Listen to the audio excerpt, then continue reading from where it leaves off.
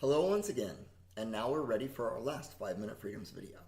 And I haven't chosen these three rights, expression, religion, and now privacy, because they're the only rights in the Bill of Rights. I've chosen them because they're the ones that are really the most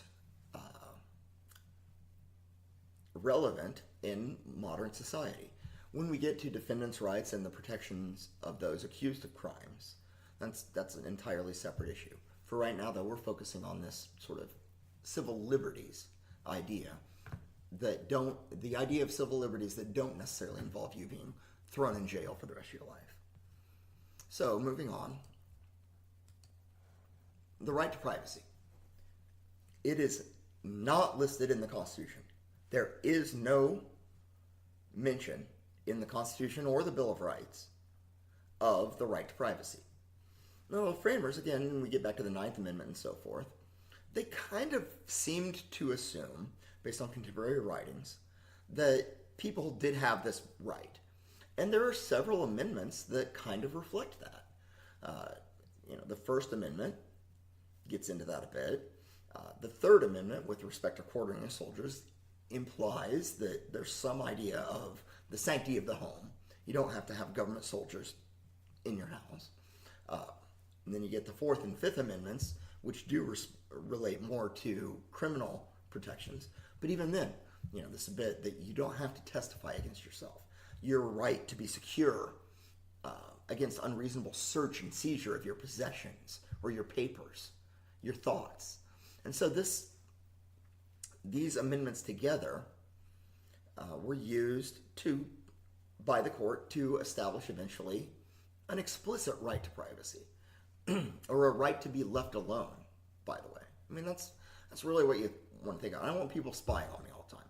I want to be left alone. And there was no explicit right until, again, the Warren Court, which was a fairly liberal, and I say the Warren Court, this was under Chief Justice Earl Warren, who was a former governor of California. And it was a very liberal court, and the court that announced many of our most famous civil rights decisions. Anyway, that aside, the case originally that brought this into being, so to speak, was a law banning the use or sale of contraceptives, birth control. And in that case, they said, well, that's an invasion of personal privacy. The government cannot tell people whether they can or cannot use birth control. And they base this, broadly speaking, on the language in the other amendments that I just mentioned, the First, the Third, the Fourth. And again, remember the Ninth Amendment, which says just because amendments were listed in the first 8 doesn't mean there aren't rights that are protected that weren't listed. And that's kind of what the court is saying here.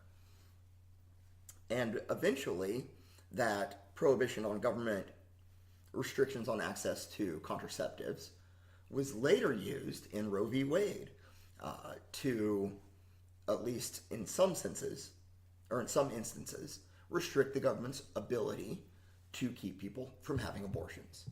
And they balanced that right to privacy and the right to control your own health care against issues, sorry, there's a gnat flying in front of me, against issues of course, the unborn. And there's, of course, still a fight over this right, and that fight is not going to go away anytime soon. But the basic test now is that the government cannot impose an undue burden on your right to do what you will with your body. And the question becomes, what is an undue burden? If you pass a law, for example, as Texas recently did, restricting abortion services in such a manner that most people are over 500 miles away from a provider, well, that's an undue burden. If you require that they receive a series of screenings and so forth, well, maybe that's not an undue burden.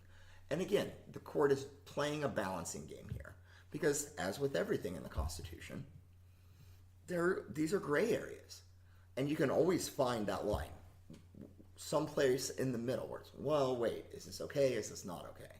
And the court struggles with that just as Any of us struggle with it. And different justices disagree, as do legislatures, as do the House, the Congress, the Senate, the President, all of this. I mean, these are not easy issues. So, there you have it. Sex. Let's talk about sex. Anyway, the right to privacy has been extended by the court to declare unconstitutional those laws that basically are interfering with consensual private activity between adults that happens in the bedroom. You used to see many states had laws banning adultery. You can't cheat on your spouse or you go to jail. Fornication, you can't have sex outside of marriage. Sodomy, no. And by the way, for those of you who wonder, anti-sodomy laws did not just apply to homosexual activity or anal sex. I mean, it would be oral sex. It would, these were fairly wide-reaching laws. And most of the time, those laws were unenforced. It's hard to enforce them. But you would see them used from time to time to prosecute homosexual couples almost exclusively. And those laws weren't declared unconstitutional until 2003. And I want to show you this next little graphic, which is interesting. All the states in dark red had anti-sodomy laws in place in 2003 when Lawrence v. Texas was decided. So this wasn't a rare thing. It wasn't unusual. It wasn't a relic from days of yore. I mean, 2003 wasn't all that long ago. What about other rights? Beyond privacy. And as I said, the Ninth Amendment says just because we listed some doesn't mean there aren't others. And you can think about some that might be candidates. Is there a constitutional right or an inherent right that all of us, an inalienable right, if you will, to use the language from the documents, is there some sort of an inherent right to choose when you die? The right to die. What about the right to procreate? Can the government pass laws saying certain people are not allowed to have children? What about the right to homeschool your children? Is that something that all of us should have as a fundamental right? Should that be protected against government interference? I like this one, the right to drive naked. Hey, why not? And so think about this. And this doesn't relate necessarily to the discussion posts with respect to the flag, but this idea that there are certain things that we as humans should have the right to do free of government interference is at root the foundation not only of the Bill of Rights, but of our idea of limited government in and of itself. And the idea of natural law as trumping any sort of document written on paper that governs how people choose to live their lives. And so with that, again, I will finish up and wish you the best for the week. Thank you.